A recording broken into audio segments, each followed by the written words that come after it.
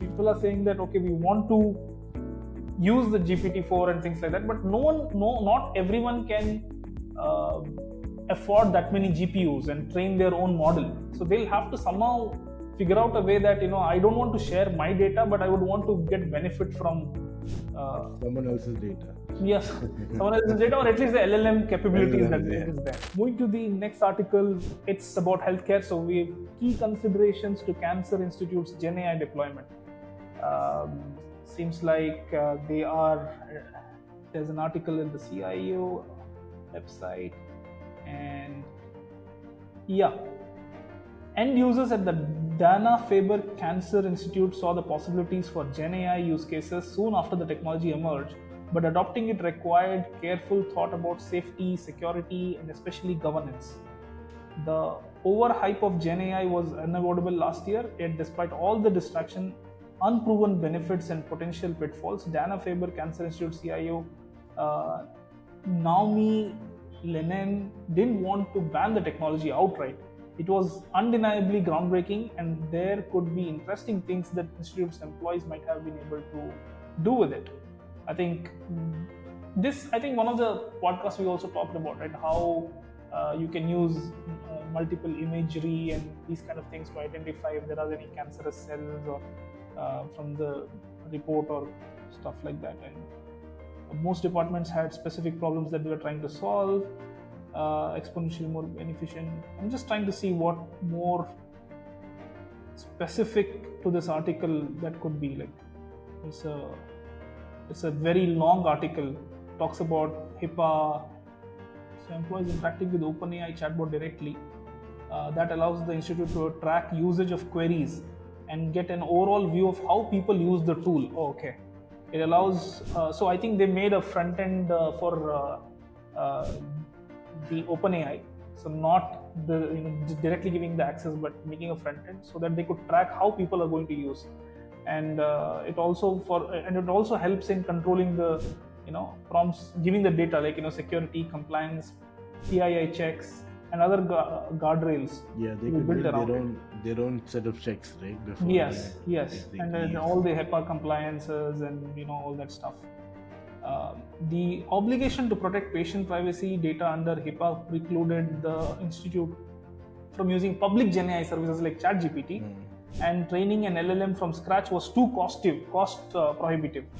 So while on-prem open source LLMs were considered, they'd require significant investment, infrastructure, and they should be as productive as the GPT-4 or the new one that is coming in.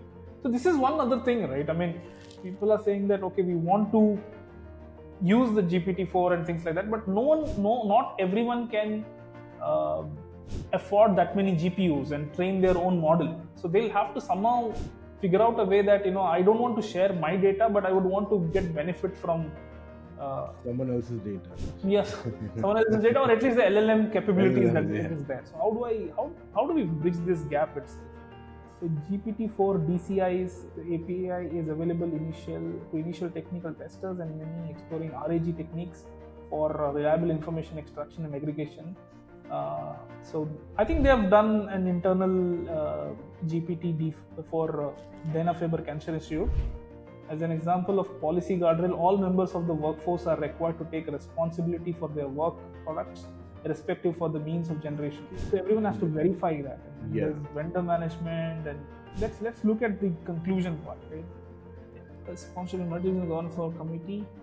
For GPT-4 DCI, a careful rollout process was also key, starting with a small group of advanced users and gradually expanding access. It says with advancements of this thing, we are approaching a future of Gen AI agents that could become ubiquitous in our physical world. These agents could assist the daily task and productivity, but what's more important is business in designing, deploying AI.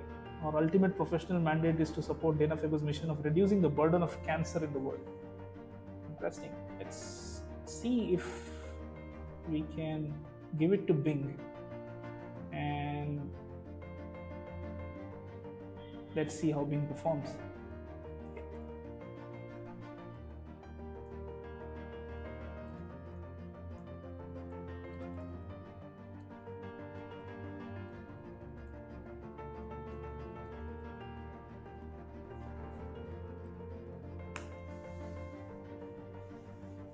There you go, Copilot. Let's see how how you guys are doing it. Internal tool, yeah.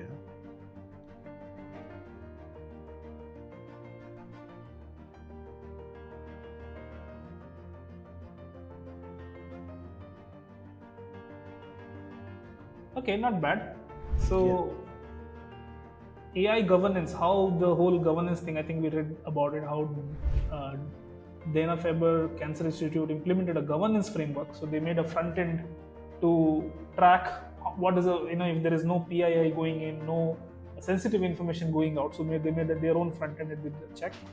And developed GPT-4 DCI, a safe integration GenAI tool for non-clinical tasks. Okay, they're not given any clinical analysis and things like that for GPT-4. Non-clinical tasks, because any organization may have a lot of non-clinical tasks and peripherals in there.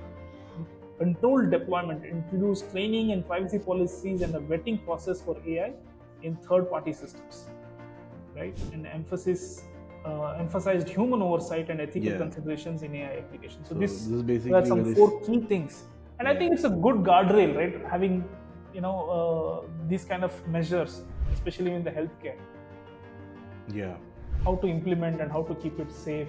Yeah, I think they've taken a very not defensive and not offensive approach also. Like, they've not said that, oh, we're not going to use it, and they've not said that, oh, we're going to use it completely. They've sort of tried to use it in places that are not dangerous, and then see how it's working and put the right systems.